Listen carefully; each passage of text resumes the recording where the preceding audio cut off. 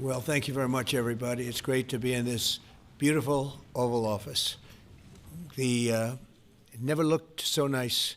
We're getting great compliments, and you see outside how that's come out. It's been great. We make a lot of improvements to the White House, and we're doing that. One of the things you should be looking at is the Palm Court, because that's been totally redone. So we like to preserve and make better the White House, and that's really what's happened, and we're getting tremendous reviews, and we appreciate it.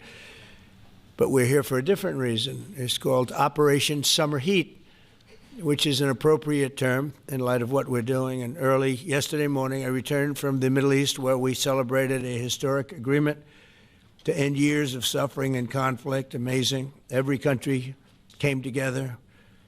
I mean, even the enemies came out and totally endorsed it. Everybody, I've never seen anything like it. Nobody's seen anything like it. And just as we are forging peace and stability abroad, we're also restoring peace and safety and stability at home. And you see that in Washington, D.C., maybe better than any place, because we got there, and within 12 days it was very good.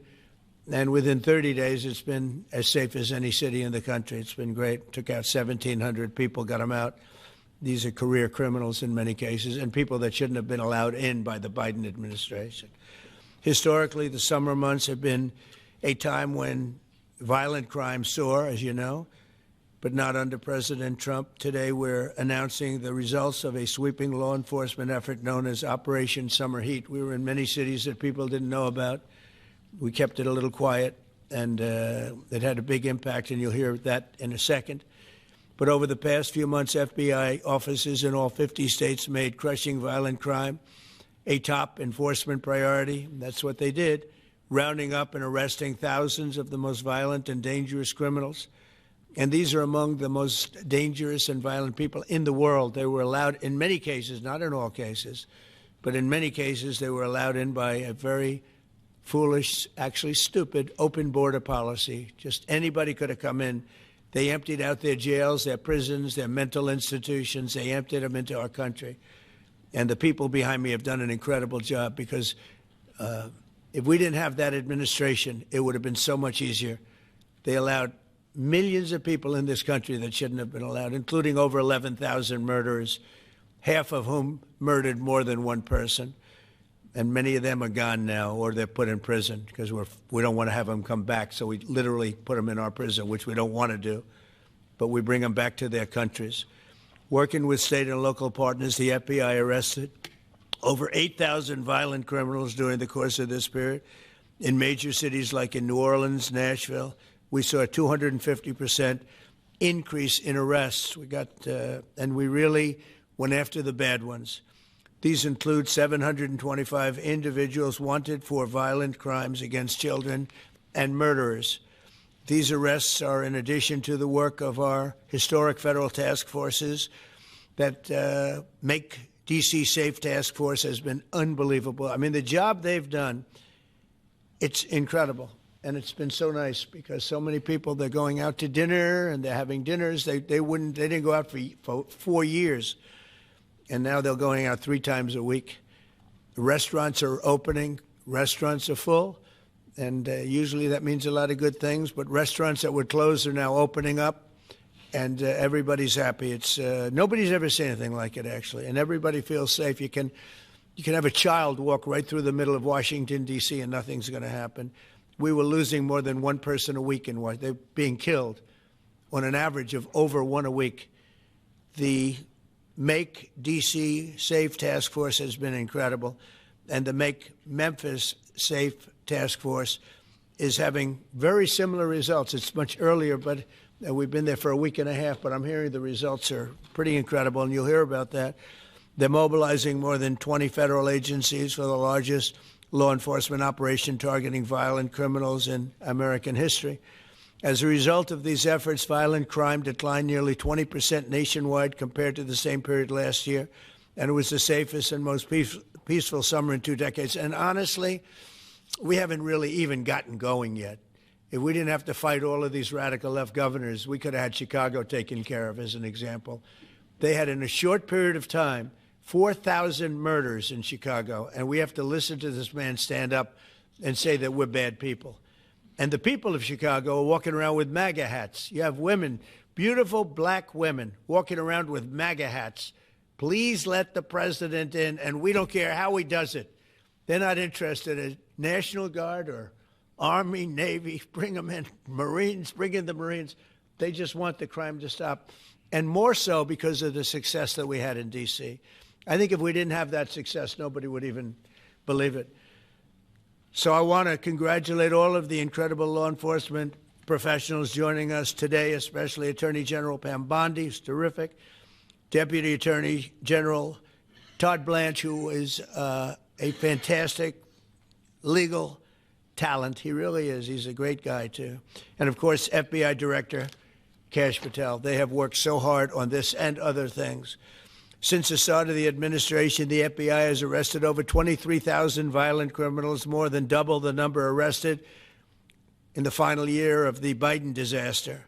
The FBI has also destroyed or severely disrupted more than 170 organized criminal enterprises and gangs, 1,600 of the most violent gangs, and confiscated over 6,000 illegal firearms. And they've tracked down and arrested 4 fugitives on the most wanted list, 4 of the most wanted. Actually, 2 of them were the most wanted fugitives in the world.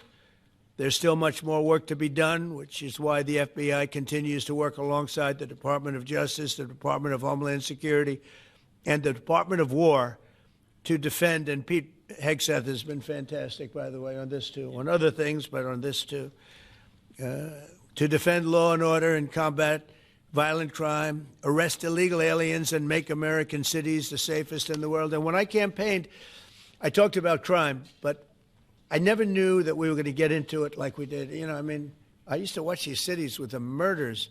Chicago recently had one deal where they had 11 murders in one weekend, and they said, well, yeah, but it was a holiday weekend. They actually told me that was the reason, like it was okay because it was a holiday. It was Labor Day. These people are the worst. They really have to, they better, I tell you what, the people in Chicago and the people in places like that can be fixed. At some point, it gets to where you can't fix it anymore. It's too far gone. And we have some cities like that. But these are great cities that can be fixed. I'm going to be strongly recommending, at the request of government officials, which is always nice, that you start looking at San Francisco. I think we can make San Francisco. There's one of our great cities 10 years ago, 15 years ago. Now it's a mess. And we have great support in San Francisco. So I'd like to recommend that for inclusion, maybe in your next group. You'll get great support. Every American deserves to live in a community where they're not afraid of being mugged, murdered, robbed, raped, assaulted, or shot.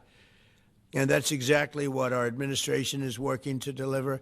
I didn't realize I was going to make this such a big factor in the administration. I didn't really campaign. I campaigned on crime, but I never thought we'd go into every city and take a really safe city that we've all been living with for years and make them safe. And now it's like a passion for me, and it's a passion for the people behind me. So I didn't get elected. I did get elected for crime, but I didn't get elected for what we're doing. This is many, many steps above. And I want to thank Stephen Miller, who's right back in the audience right there.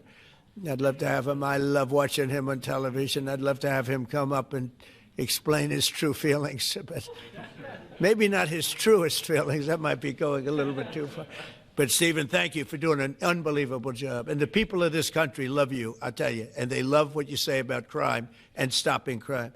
So now I'd like to ask Director Patel to say a few words, and then Pam and Todd also. And I just want to congratulate them. This is an amazing thing. And we're just at the start. We're going to go into other cities that we're not talking about purposely. We're getting ready to go in.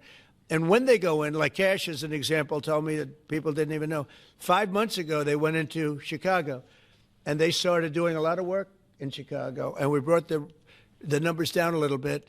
And but that really was just preparatory work for what we're going to do with the surge.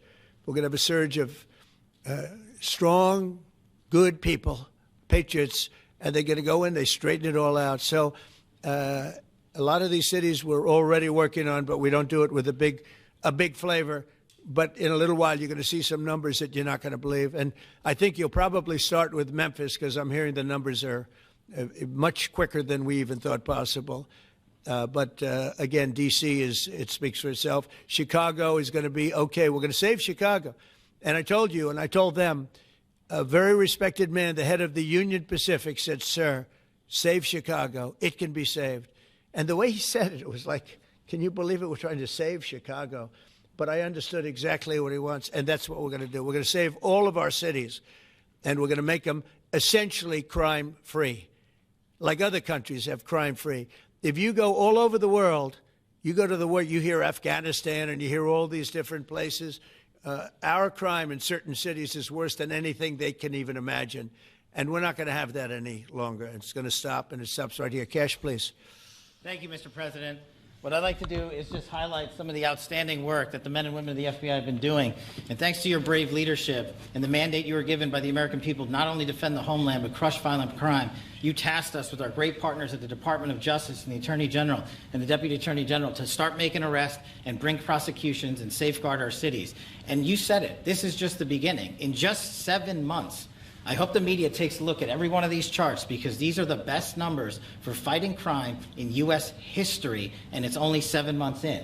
And to do that, our vehicle to do it of choice was Operation Summer Heat, which the FBI architected to go after violent criminals. And in just a 3-month span, you had 8,700 arrests of violent criminals.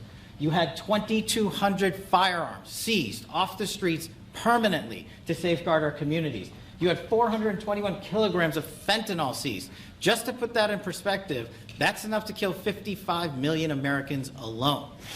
You had 45,000 kilograms of cocaine seized, and thanks to our Department of Justice partners, you had 2,100 indictments in 3 months, from June to September alone. Mr. President, that in and of itself would be historic for a 4-year presidency. You did that in 7 months because you let good cops be cops, and you partnered us with the right people at the Department of Justice to put the handcuffs on and bring them to court and put them in prison. And if that weren't enough, when you look at the year, for the entire 7-month period that we're talking about here, if you look at the past 4 years of the Biden administration, 16,000, 17,000, 15,000, 15,000. That's the number of arrests year over year of violent felons in this country for the Biden administration. Mr. President, in 7 months, you have 28,600 arrests of violent felons in just 7 months alone, because of your leadership and the dedication of the men and women at the FBI who want to go out there and do the job they were prevented from doing, because that department used to be weaponized and politicized. And this is what happens when you take out the fangs of weaponization. This number is historic by every metric. 28,000 people have been arrested, violent felons alone. And then when you go over there and look at some of these charts, if you don't mind, I'll just hop over here. Look at the metrics for not just violent crime, but the homeland. Mr. President, during your administration, the FBI has found and located 5,400 children. That is a 30% increase year to date over the last administration. Violent crimes against children arrests alone are up 10%. Gang arrests are up 210% in the last 7 months alone. And transnational organized crime, which Stephen Miller has been a great partner in, is up over 12% alone. These numbers are historic just as a snapshot. But just so people don't think we're focusing on violent crime alone, the national security mission, Mr. President, under your leadership has never been stronger. We have gone after espionage activities against our main counterparts in China, Russia, and Iran. In China alone, we've had over a 50% increase in espionage arrests alone and prosecutions. In Iran, we have had a 50% increase, again, in espionage cases. And in Russia, we've had a 33% increase in espionage cases alone. When it comes to counterterrorism, year to date, we have 125 arrests this year versus 100 last year, year to date alone. And when it comes to the cyber criminal activities, which are some of the largest enterprises plaguing everyday Americans, we at the FBI have put out a mission to go after cyber criminals like never before. Last year, they had in total 191. This year, you already have 252 arrests. 52 arrests of violent cyber criminals who are stealing from senior citizens, who are violating our children's rights and freedoms, and who are violating everyday Americans. These programs are record. And two of the things I'll finish with that I'm most proud of, Mr. President, this FBI. Fentanyl. As you know, it's a scourge that is killing our youth, 100,000 plus a year. To date, the FBI has seized 1,900 kilograms of fentanyl. That's enough lethal doses to kill 127 million Americans alone, to date.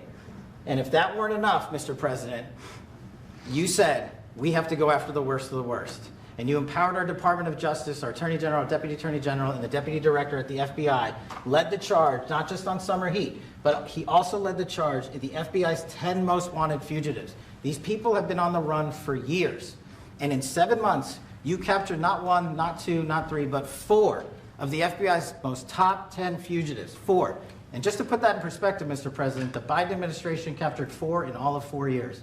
You're on 7, and we're going to get to 10. We're going to get to 10 of 10. This includes a lady who murdered her 6-year-old handicapped child and fled to India. We got her in 2 months. This includes a narco trafficker. This includes a sex trafficker. This includes another first-degree murderer and gangbanger. These people were on the run because of the prior administration's reckless policies that destroyed our communities, and you came in and with a mandate said, go after the worst of the worst. This is just the beginning. This is what happens when you let good cops be good cops at the FBI. Mr. President, I just want to thank you for your incredible leadership, our brave partnership with prosecutors who know how to bring cases and make sure these arrests stick. And that's what the Attorney General and the Deputy Attorney General have led the charge across this country, because arrests without prosecutions are meaningless. We are deterring criminals from doing this activity.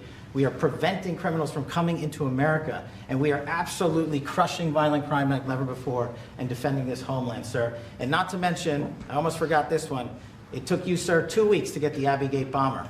Joe Biden had 4 years to look for him. You got him in 2 weeks, thanks to the interagency effort by the FBI and the CIA, went to Pakistan, and now 13 brave warriors who were senselessly murdered because of disastrous Afghanistan withdrawal. They have justice, their families have a peace of mind, and we're going to continue to find the others, Mr. President. On behalf of the FBI, sir, I just want to thank you. Thank you very much, Kash. Great job. Very good. Very impressive. Pam, would you like to say? President Trump, the men and women of law enforcement say 2 things to me repeatedly. First, you have taken the handcuffs off them and let them do their jobs, and you let cops be cops. That's why all this is happening. The director, the deputy director are working around the clock. All of these great men and women in the FBI, they have families at home, and they are working during a government shutdown right now. Many of them have small children. Many of them, I was talking to an agent this morning, many of them have babies at home, and they are working around the clock to not only keep our country, but our world safe. And that's what Operation Summer Heat did. Thank you, Director, and to the Deputy Director for everything you did on behalf of the Department of Justice, and you're going to continue to keep doing. And they set the stage for what we're doing in Memphis. You're going to hear a lot more about that, our joint task force next week, but they set the stage for Memphis. And last night alone in Memphis, there were almost 70 arrests. There were 12 guns seized, and there was a 70-year-old man arrested as a result of our operation in Memphis who raped a child under the age of 3. That one case makes everything we're doing worthwhile. So thank you all for being here on behalf of both of us. Thank you, President Trump. Thank you. Todd, you want to say something? Sure. Thank you, Mr. President. So this is a great day, and I think there's stats that the director talked about which are important, but I want to give 2 examples of what summer heat has done that actually will apply hopefully to everybody in this room. The first is for over 4 years during the last administration, there was a hotel in a town, the middle of a town in Alaska, that was being run as a drug den. There were over 1,000 calls to 911 over 4.5 year period. There were multiple violent crimes, drug dealers, overdoses, and murders at this one hotel, ruining a community. Summer Heat went in there. It's not only arrested all the participants that were controlling the hotel, but seized the hotel.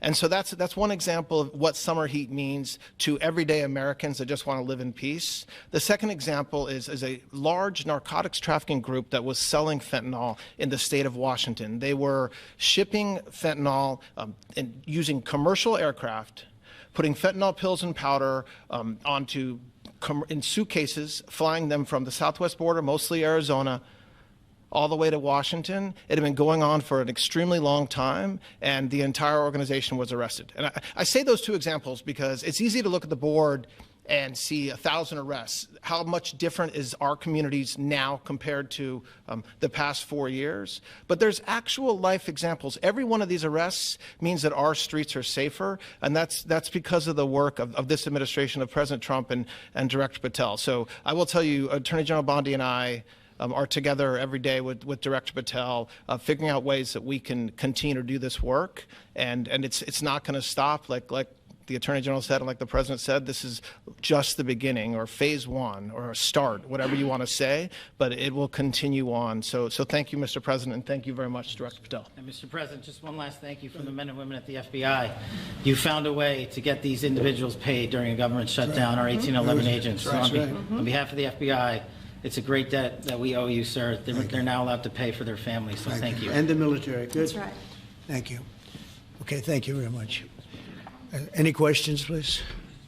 Brian, go ahead. Mr. President, first of all, I know the feedback I'm getting from the American people, and they want to say thank you. Law and order is not an option in this country. It's a mandate. So I know the American people thank you for that. In terms of the guns that have been taken off the street, do you have a number of how many guns were taken away from someone that had a prior felony or a previous crime, that perhaps we can prosecute that? Because I know that wasn't the case under Joe Biden. We don't take guns off the streets of people that are allowed to have guns. So every gun that we're taking off the street is because it belongs to somebody who is not allowed to have it. Could be a felon, could be somebody who hears illegally. There's all sorts of conditions. But if there's a gun taken off the streets by the FBI, it's because the person who has it is not allowed to. It's not somebody who's lawfully allowed to have it. So every single one of those guns were taken off of people that aren't allowed to have them. And not including the FBI, all of the other agencies. ATF alone, since January 20th, has removed over 25,000 illegal guns off our streets, just since President Trump's been in office. And Mr. President, if I could follow up on that, could there be any further conversation to have national concealed carry applied to actual DC? Like if you had a driver's license in Texas and you had a permit, of course you could drive. Well, as you know, they've been talking about that for a long time. It's an interesting question. A lot of people feel strongly both ways, but we are talking about that, Brian. Thank you. Mr. President, on Venezuelan boats, I want to ask you, why not have the Coast Guard stop them, which it is empowered by law to do? You know, this way you can confirm who's on the boat and ensure that they're doing what you suspect. Because we've been doing that for 30 years, and it has been totally ineffective. They have faster boats. Some of these boats are seriously, I mean, they're world-class speedboats, but they're not faster than missiles. But we've been trying to do that for years, and so much of the drugs, 25–30%, would come in through the seas. Right now we have, I would say, none coming in through the seas. In fact, I don't know about the fishing industry. If you want to go fishing, a lot of people aren't deciding to even go fishing. We've almost totally stopped it by sea. Now we'll stop it by land. What's the next But step? it never worked. It never worked when you did it in a very politically correct manner. What's the next step in this war on cartels, and are you considering options, are you considering strikes on land? Well, I don't want to tell you exactly, but we are certainly looking at land now because we've got the sea very well under control. We've had a couple of days where there isn't a boat to be found. And that, I view that as a good thing, not a bad thing. But we had tremendous amounts coming in by boats, by very expensive boats. You know, they have a lot of money, very fast, very expensive boats that were pretty big. And the way you look at it is every boat that we knock out, we save 25,000 American lives. So every time you see a boat and you feel badly, you say, wow, that's rough. It is rough, but if you lose 3 people and save 25,000 people, these are people that are killing our population. Every boat is saving 25,000 lives, and you can see it.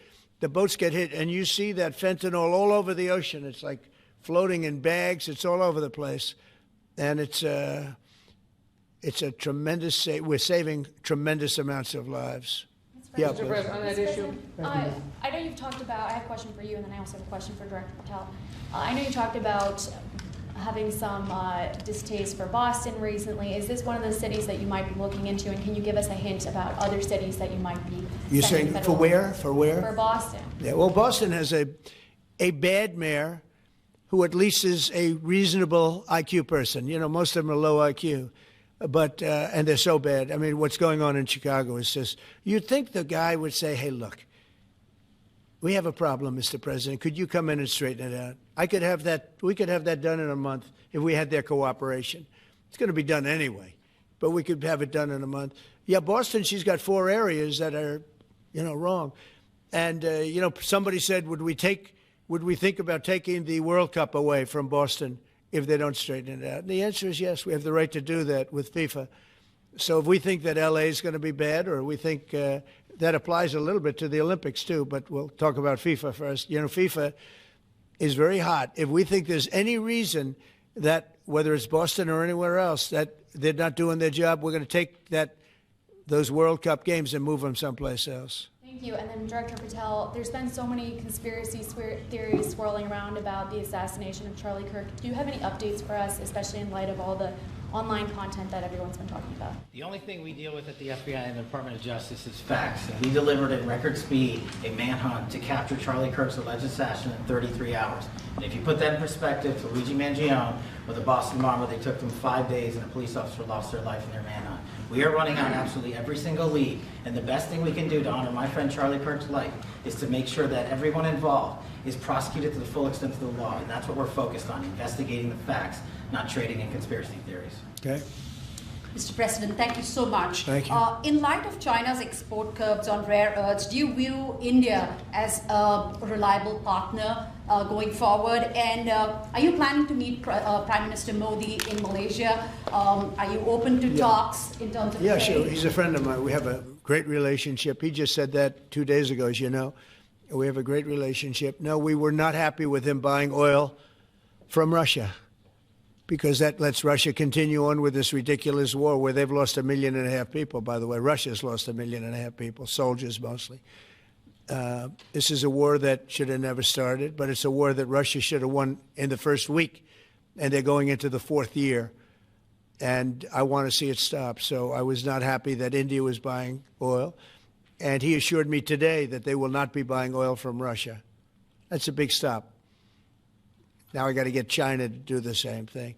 That is relatively easy compared to what we just did over the last week in the Middle East. Middle East was 3,000 years, and we got it done. This is 3 years, and I think we'll get it done. I think that President Putin, I think he wants to get it done. We'll see. There's a great animosity between him and Zelensky. You probably have noticed, right?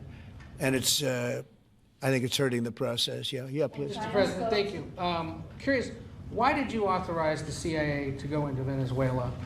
And is there more information you can share about these strikes on the alleged Well, I can't drug do busts in that, the but Caribbean? I authorized for 2 reasons, really.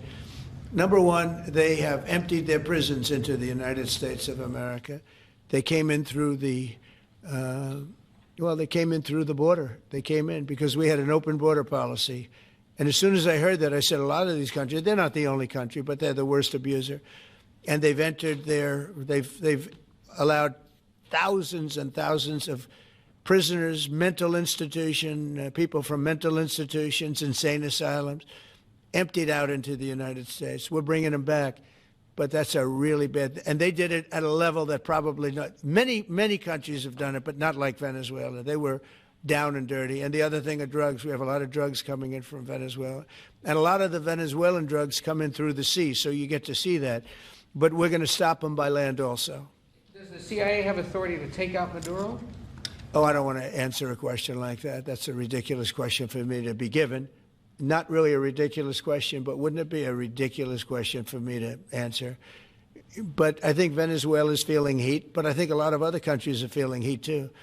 We're not going to let this country, our country, be ruined because other people want to drop, as you say, their worst. They have given us their worst. They've loaded up our country with prisoners, with mentally ill people that are seriously ill, criminally ill.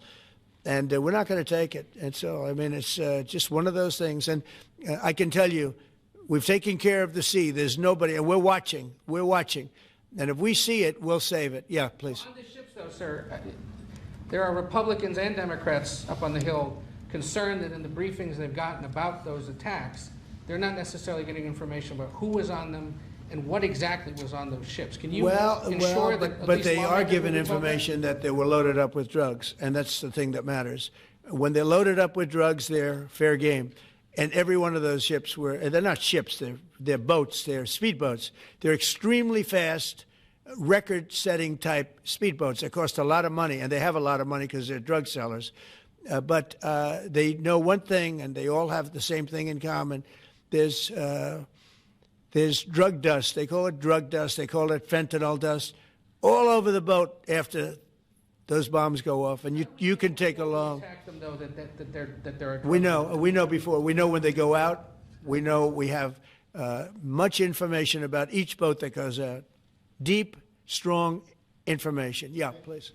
Sir, you're going to have Vladimir Zelensky here this week. What is your message at this stage of the war for him? And shy of tomahawks... To who is that? For Zelensky. Yeah. And shy of tomahawks for Ukraine, are you considering other options, and will you speak with Vladimir Putin about No, we're looking at other options. We are. President Zelensky's coming in. I'm not a fan of the war. I'm not a fan of the way it started. It should have never happened. It wouldn't have started if I were president. The election was rigged. And because of that, we lost a lot of lives have been lost because of that war. Not American lives, but if I can save a lot of lives, that's why I'm in it. I want to save lives. I've had 8 wars. The Prime Minister of Pakistan got up the other day, said so beautifully, says, you saved millions of lives. He told that to a group of people right in this office. He said the president saved millions of lives. And I think what he's referring to is the fact that that would have been with India nuclear war. That was getting very close. You know, 7 planes, they don't talk about it, but 7 aircraft were shot down. In fact, we have the new ambassador to India right here. They're well represented. You better represent us, not them, okay? Yeah. But Sergio's going to do a great job. He's going to do a great job. But, no, we'll be talking about the war with him, and we'll be talking about, I mean, they want to go offensive. I'll make a determination on that, but they would like to go offensive, you know that, and we'll have to make a determination. President, given you have the FBI Director and Attorney General here today, Jim Jordan has asked Jack Smith to appear in front of the House Judiciary. You mean deranged, Jack? He's a deranged individual, yeah? He's asked him to... Well, they should. I'm surprised it takes so long. You know, we're talking about violent crime. What about the crime against a political opponent? That's what we have to talk about, too. Jordan would like to understand the full extent to which the Biden-Harris Justice Department weaponized federal law enforcement. What do you think the committee will find out, Mr. Smith? I think it was the worst weaponization of a political opponent in the history of the world, let alone this country. And I hope that everybody's, you know, they're involved in it. I'm not. I'm the one that had to suffer through it and ultimately win.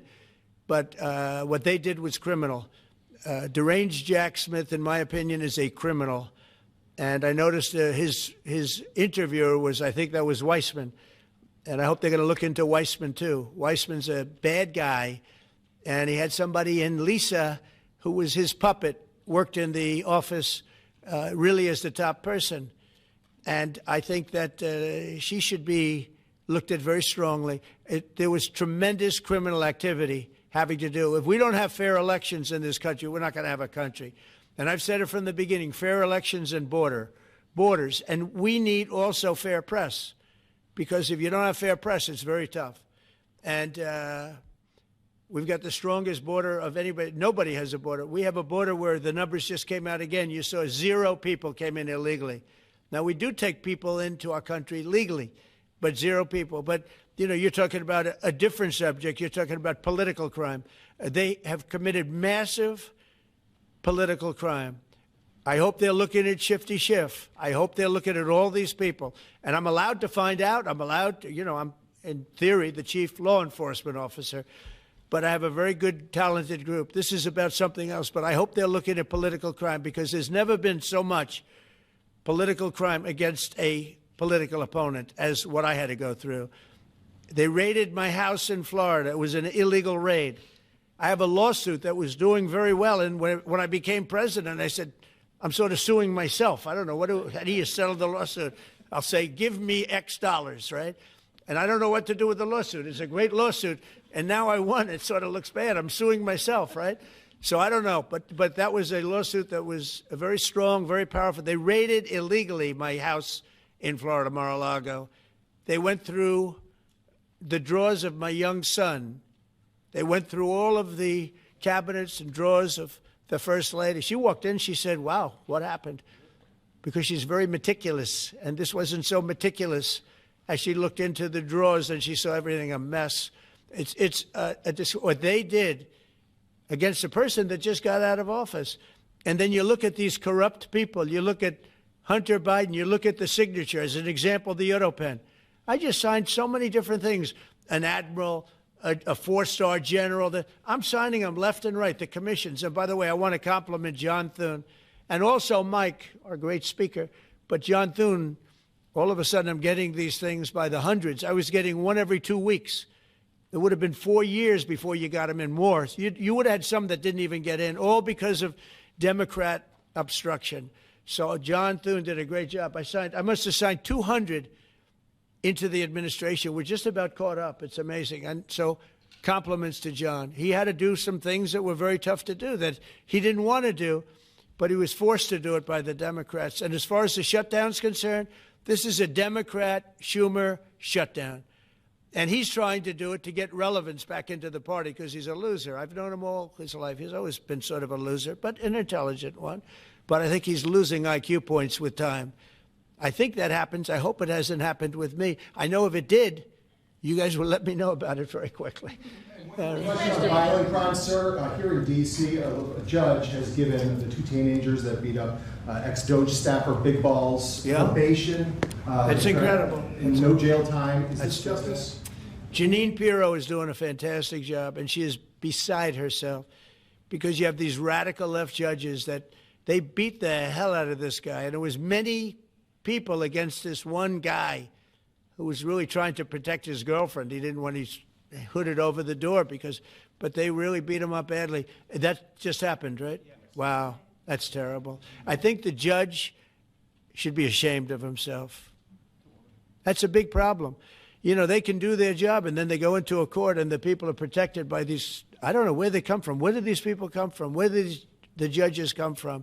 I want to compliment on behalf of Pam and Todd and all of us because, Kash, I think that Jeanine has done a fantastic job. And the case I heard was like flawless. It's a flawless case. They have them on tape. They have everything. And then a judge gives them a little probation. These are rough guys. And they're young. And if that happens, they're going to grow up. They're going to be real bad. They're going to cause a lot of problems. Yeah, please. Go ahead. So, Sergio Gore has just gotten back from India.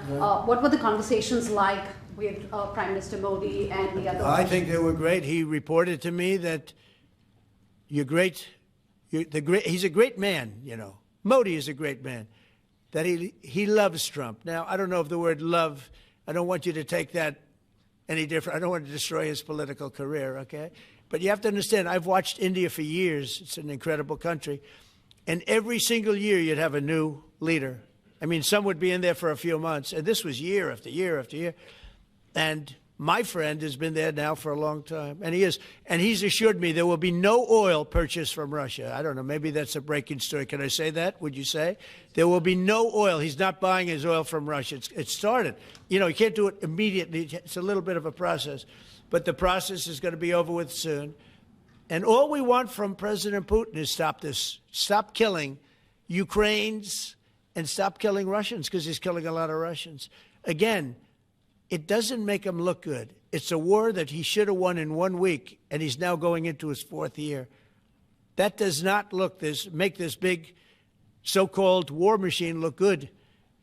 But he could make a settlement. We're willing to settle. I thought we had a deal. The hatred of the two leaders is it's an obstacle. It's an obstacle. There's no question about it. But I thought we had a deal 2 months ago. Who would think I created peace in the Middle East and can't get the two guys to settle? But I think we'll get them. But if India doesn't buy oil, it makes it much easier.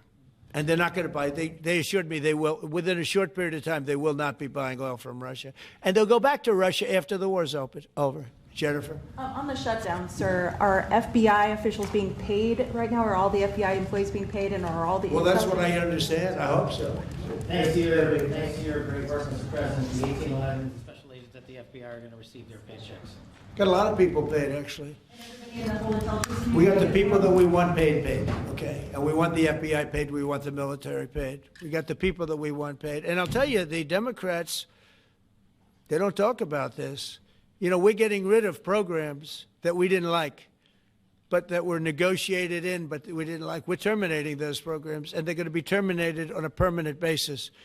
And it's thousands of people, and it's billions of dollars. We're getting rid of a lot of things that we never wanted because of the fact that they made this stupid move. And they don't want to talk about it. You know, they have their day coming up. I hear very few people are going to be there, by the way. But they have their day coming up, and they want to have their day in the sun. But they should really make a deal. So what we're doing, I mean, they call him Darth Vader, but he's actually a very nice person, Russell Vogt.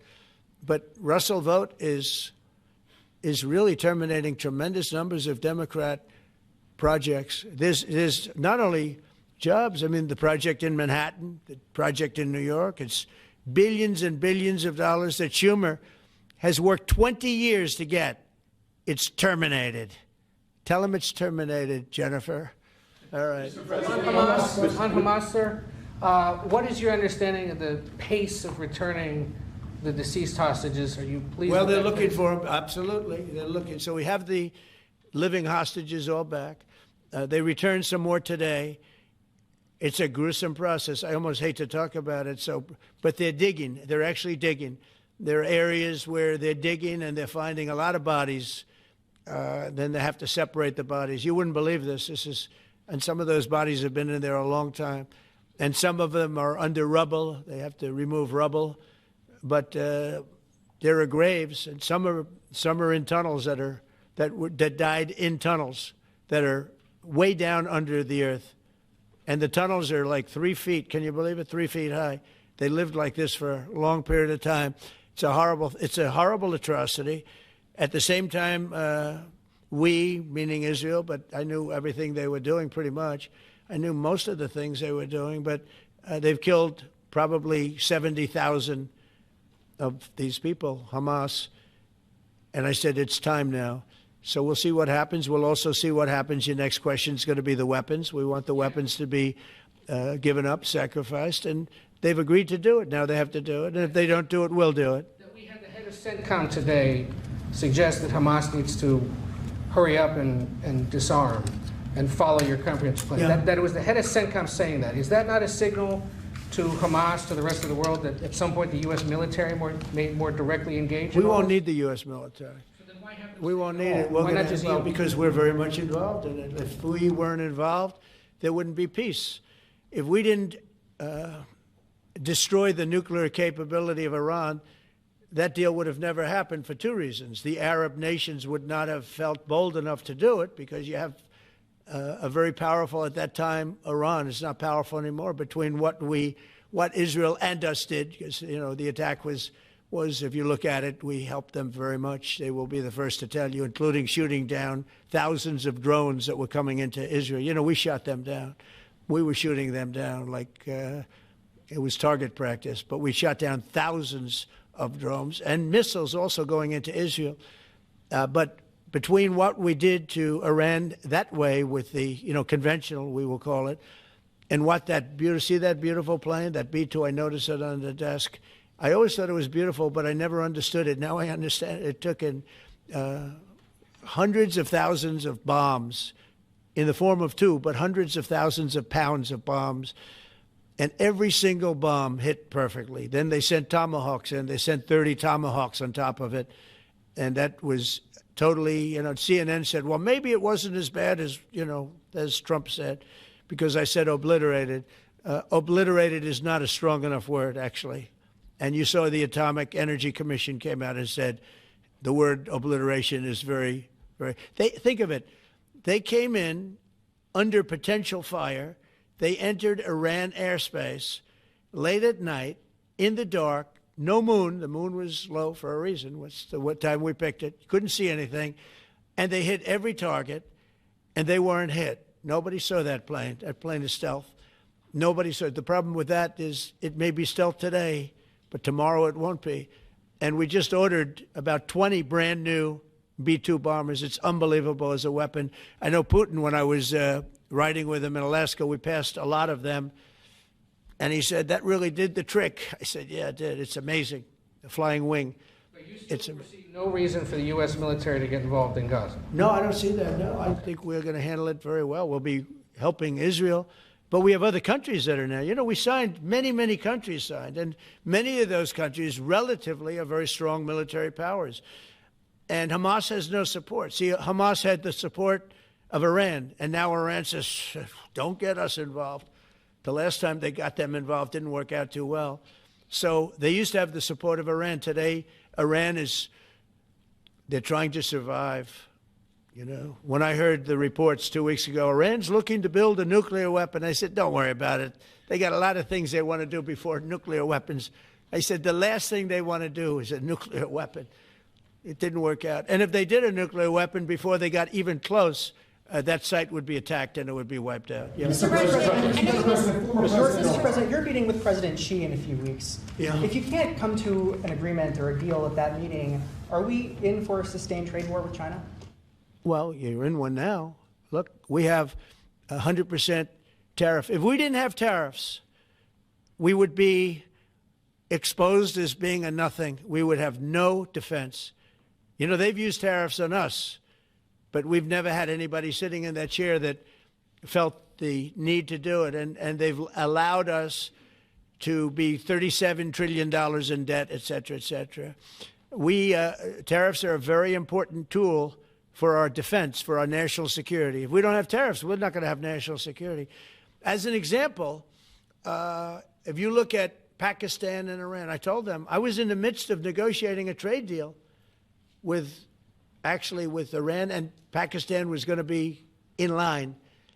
And because of tariffs, they all want to negotiate much differently. We're making a good deal. And then I heard that they're shooting at each other. And I said during one of my conversations, are you guys going to go to war? Two nuclear powers we are thinking about. I said, here's the deal. You go to war, I'm going to put a 200% tariff. I'm going to stop you from doing any business in the United States. I said it to both of them. Within 24 hours, the war ended. That would have been a nuclear war. And again, the Prime Minister of Pakistan, who was here 2 weeks ago, said that man saved many millions of lives in front of a whole group of people because he thought it was going to be war. But when it came to war or having to pay massive tariffs, the tariffs overrode. That's why it's so important. Not only the money, we're taking in trillions of dollars, not only the money, the power to keep peace, the power to be used for good is enormous. But a lot of people didn't understand tariffs. It's also made us very rich.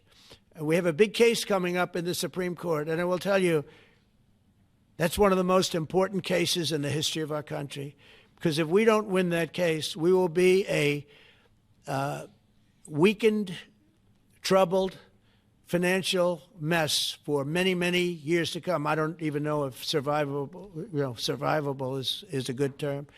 And if we do, we're going to be the most powerful economic country in the world. And all we're doing is using them as a defense against what took place for many years. China would charge us tariffs. It was incredible, but we weren't allowed to charge. And we're allowed to do whatever we want. We just had presidents that didn't want to do it for whatever reason. And it was nothing. But of the 8 wars, I was saying 7, of the 8 wars, I would say tariffs are directly responsible for me ending 6 of them, 5 or 6. Without the tariffs, you have wars raging all over the world. With the tariffs, other than Russia, we have no wars out there. And we've made a lot of good friends, too. Tariffs are so important to our national security. If we don't have tariffs, we don't have national security. Our country would suffer a level that, because they use so strongly on us. As an example, the European Union, they won't take our cars, they won't take our agriculture, they won't take anything, but they send their cars in, Mercedes, BMW, Volkswagen, by the millions. We don't send any cars. They don't take them. They were tariffing us out. Agricultural products, they don't take our agriculture. They want their farmers to do it. I understand that. But it was very unfair, and they were tariffing our product. They're keeping out by using tariffs. And we didn't use them, but I used them. And now we made one of the great deals with your $650 billion they pay us. And we've evened it out. It's really a good thing to see. And, You have to understand, they've all signed. Japan, South Korea. I mean, South Korea, $350 billion up front. Japan, $650 billion. And they've all agreed to it. They're all happy. But before, it was a total ripoff. And if we don't have the use of tariffs, we have no national security. This country will have no financial security, will not have national security. And the people that brought the lawsuit are people that are aligned with foreign nations that are now being treated fairly as opposed to just ripping us off and ripping us asunder. So, but if we are not allowed to use what other people use against us, there's no defense. It'll be a disaster for America. That's why I think I'm going to go to the Supreme Court to watch it. I've not done that, and I had some pretty big cases. I think it's one of the most important cases ever brought, because we will be defenseless against the world. Okay? You'll go to the tariff case? Did you have one? Yes, please. Thank you, Mr. President. I want to ask you about the Georgia Senate race. I know it's very early, but there's several Republicans in that field that are vying for your endorsement. A lot of good people in that field. Yes. I know all of them, actually. I haven't made a decision on that, but you have some very good people in the Georgia Senate race. Well, Governor Kash has endorsed. No, I know. The governor has it. He's spoken to me about it a lot. He likes that candidate a lot. And I understand that. I haven't made a decision yet. But I'm following that race very carefully. I think it's very important for Georgia to get a real senator, because the senator they have now is a horrible senator. He allows all the crime, all the borders. You have open borders. I mean, his whole philosophy is a disaster. That's not representative of the people of Georgia. I know the people of Georgia. I won Georgia 3 times, but they say twice. Okay? I won it very big the last time, and I won it big the first time. And I won it big the second time, but we had criminals that didn't allow. I mean, I hope they're going to go into that. I hope they go into the votes which are being stored in Fulton County and take a real look at those votes, okay? Because I won it the second time, too. But I know Georgia very well. I love Georgia. Those people are great, and they deserve a good senator, because the man they have now is a weak, ineffective person. Okay. Mr. President, I wonder what you Mr. By the way, you won Georgia 3 times. Just Yeah, I agree. Do you agree with me? I And do. he's the media. For someone that He's the spends media. a lot of time in Georgia, I believe you won that. Yeah, okay. I really have a question about You know, the word believe isn't strong enough, right? Yeah, You I know. there you go. It's true. I know I won, too. We have the great Newt Gingrich. Newt, you agree with us? Good. Otherwise, I'd have him dismissed immediately from the room. You know, his wife, as you know, is becoming an ambassador to a great country, Callista, so congratulations. And we're going to take a picture. And the only reason I'm doing it, he speaks so well of me. He said, I'll go down as the greatest president in history. And then he blew it. He said, I'm not sure if I put him above Washington or Lincoln. So I'm not that happy about that, dude.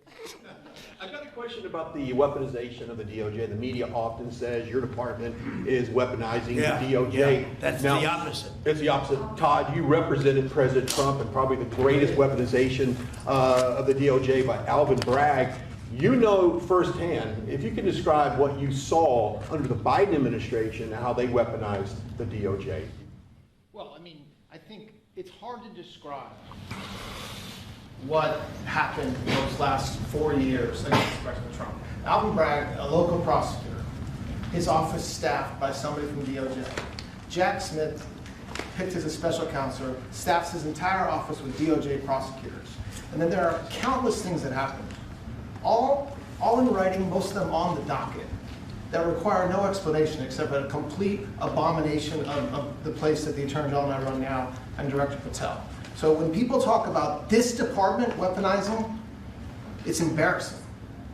Because there's no scenario in which you can look at what we're doing, restoring justice, doing the right thing in every single case, and say that that's weaponization, and yet remain eerily silent about what happened for the past 3 years. I mean, you read these articles and giggle, because it cannot be true that people really think that what they did to him, not once, not twice, I'm still counting 3, 4 times, but we're the ones that are weaponizing. So this man is not weaponizing the Department of Justice. We're not weaponizing the Department of Justice. It's the opposite. I mean, and also, Nobody questions what I'm saying because it's true, because we all lived the past 4 years. So listen. They never want to bring up the details, but I watch the fake news, and oh, he's weaponized, and he wants to send them to prison. He wants all this. They indicted me like 5 times. I took a mugshot. Who would have thought it turned out to my favor? Because it was a good shot. But I had to take a mugshot. It's right out there on the door. New York Post, front page of every paper in the world. I had a mugshot. They wanted to send me. Nobody says that.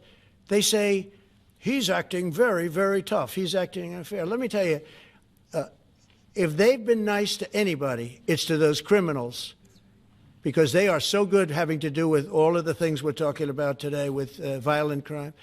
But if anything, I think this Justice Department has been so respectful of the law, because the other Justice Department with Rita or Lisa and all of that scum, real scum, what they did to the political opponent of a guy that has a seriously low IQ. Now, in his case, it was low based on his career, but it got real low, okay? It was descending rapidly. But what they did to go after his political opponent is legendary, worse than any third world country, banana republic. And what we're doing is nothing. Are you kidding? Nothing. They write stories. Why aren't they doing this? And we'll leave. I don't have to leave it up to them, but I choose to, at this moment at least. But there's never been anybody treated in the history of politics. You know, they say the 2 worst treated presidents by the media, etc., was that man right there, the late, great Abraham Lincoln, and this guy right there, Andrew Jackson.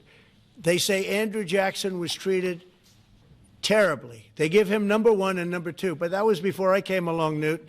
I say I have number 1 times 10. Nobody's been treated like I've been treated. And I did a great job. You know, we had a great first term. And we had one of the most successful economies in history, et cetera. I rebuilt the military. We did a tremendous amount. The last part, we had a horrible thing called COVID, and we handled that well. We made ventilators for nations all over the world. We did a great job. Probably never get credit for it. Look at the therapeutics, the Regeneron, all the different things, the vaccines, all the things we did. We did a great job, but we had to focus on that. But we had the best economy in the history of our country. We're blowing it away right now. Look at the stock market. It hit another all-time high today.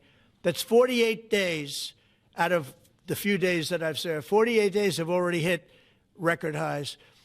And we have, maybe most importantly, the number, we have now, I was saying 17, it's over $18 trillion is being poured into our country. It's because of the election and because of tariffs. Without the tariffs, you wouldn't have probably 18 cents. It's because of the tariffs, because there are no tariffs if they build in our country. And they understand that. So we have medical companies coming over. We have the AI. We're dominating China in AI. Everybody said that's impossible. We're dominating. I'm letting these massive plants build their own electric generating plants. They're becoming utilities in addition to everything. Maybe they'll make more money with that. Who knows? But they're building their own electric because we have an old grid. You wouldn't be able to do that. And we're dominating China. We're dominating with AI, which seems to be the new big thing. That's the new internet. That's the new whatever. So we're very happy with the job we're doing. I'm very happy with the job they're doing. But when you tell me about attacking a political opponent, there's never been, and I'm a legitimate opponent. I watch my son. He's got the #1 best-selling book now. My son, Eric, is a wonderful kid. That guy spent so much time with subpoenas. He got more subpoenas than anybody in the history of our country.